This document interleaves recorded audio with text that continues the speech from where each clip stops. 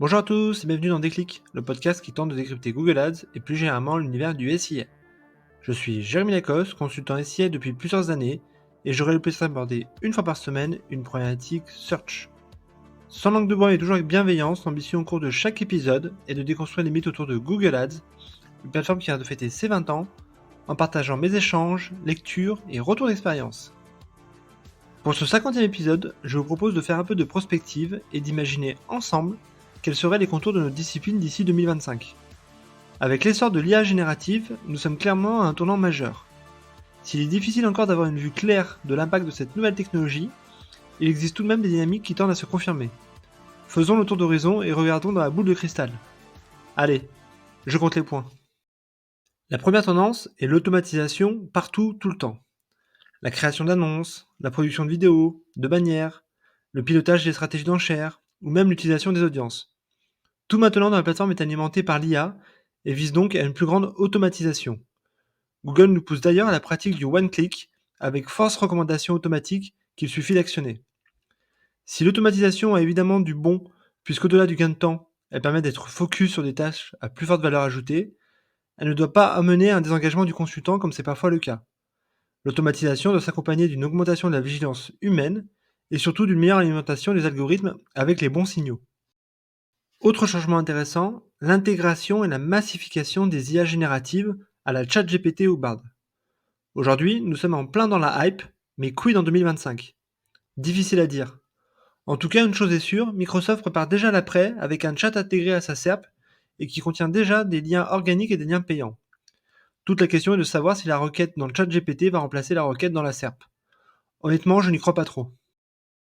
La deuxième dynamique concerne Performance Max. Depuis 2 ans, la roadmap produit semble cannibalisée par les features ne concernant que Performance Max. En parallèle, tous les 6 mois, on apprend la disparition d'un type de campagne au profit de Performance Max également, que l'on pense notamment à Smart Shopping ou les Local Ads. Très vite, je fais l'hypothèse que les autres campagnes spécifiques vont également intégrer Performance Max, que ce soit Discovery Ads, le display ou même Shopping classique. Pour Google, c'est une aubaine pour monétiser l'ensemble de ses inventaires disponibles et permettre la simplification de la gestion des comptes. Une aubaine également pour s'ouvrir au marché des TPE-PME, encore peu présents sur la plateforme. La troisième dynamique concerne le large. C'est la petite musique que l'on entend depuis quelques années, et cela se concrétise à grand recours de nudge marketing sur la plateforme Google Ads. Dans les recommandations automatiques ou directement à l'intérieur des paramètres de campagne, le large est partout. A noter que nous sommes passés d'une logique où Google nous recommande de tester le ciblage mot-clé large à une logique où il faudrait faire du large.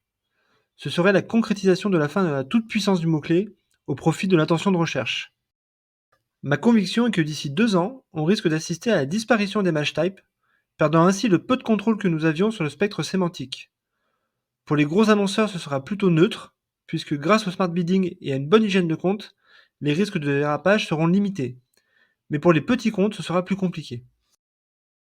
La quatrième dynamique concerne la fin de la granularité.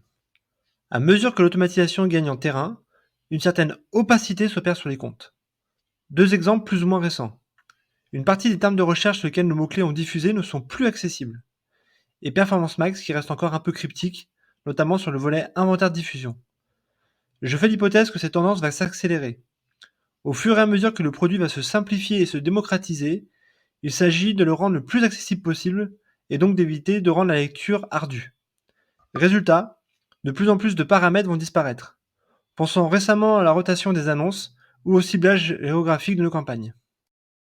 La cinquième dynamique concerne le tournant du shopping. Un chiffre. Entre 2021 et 2022, l'investissement en retail search a progressé de 38% en France. Une dynamique naturellement portée par Google, mais surtout par Amazon et les marketplaces. Et c'est là que le bas blesse pour le géant de Mountain View. Aujourd'hui, il y a encore trop de friction sur Google Shopping. Essayez par exemple de faire un panier multimarque comme sur Amazon, et vous devrez réaliser autant de commandes qu'il y a de produits. Je fais l'hypothèse que Google va accélérer pour fluidifier le paiement en ligne multimarque afin de fonctionner comme une vraie marketplace. Idem, je pense que le moteur de recherche va accélérer sur la partie comparateur. On le voit d'ailleurs au niveau de Google Flight, le géant américain vient d'annoncer cette semaine qu'il remboursait la différence si vous trouviez moins cher ailleurs. Sixième dynamique, la fin des cookies tierces. Sauf éventuel nouveau report, elle serait prévue pour mi-2024 et avec elle son lot de bouleversements. Aujourd'hui, les différents tests des API de Privacy Sandbox réalisés, et notamment de Google Topics, sont plutôt décevants. C'est-à-dire assez normal puisque nous passerions d'un ciblage cookie à un ciblage type media planning à l'ancienne avec du targeting contextuel. S'il est difficile encore d'avoir une vue exacte sur la situation dans 2 ans, il ne fait pas de doute que la fin des cookies tierces risque de redistribuer les cartes du marché publicitaire. Mon opinion est que cela risque finalement quand même de profiter à Google, qui jouit d'un avantage compétitif fort avec son ID Google, lui permettant ainsi de traquer des audiences volumineuses et de faire de la réconciliation cross-device. A l'inverse, les ad-tech en programmatique vont sûrement voir leur reach et leur profondeur de ciblage diminuer. Et enfin, la dernière dynamique, l'éclatement de Google. C'est sûrement la grosse cote de cet épisode, mais pourquoi pas miser une petite pièce.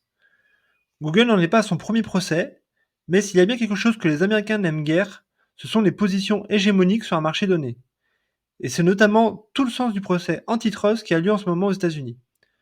Je rappelle que nous sommes dans une situation où Google maîtrise toute la chaîne de valeur de la publicité en ligne, avec d'un côté Google AdSense sur la partie monétisation de l'inventaire publicitaire pour les éditeurs, et d'un autre côté Google Ads et équivalent pour l'achat de ces mêmes espaces.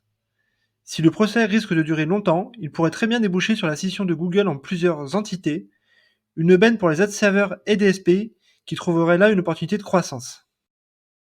Voilà, ce 50e épisode touche déjà à sa fin et j'espère que vous avez eu le déclic. Comme toujours, je suis preneur de vos retours ou propositions de sujets en commentaire ou par message privé sur LinkedIn. D'ici là, prenez soin de vous et si vous me cherchez, vous savez où me trouver, sur Google et en 2025 bien sûr. Allez, à la prochaine!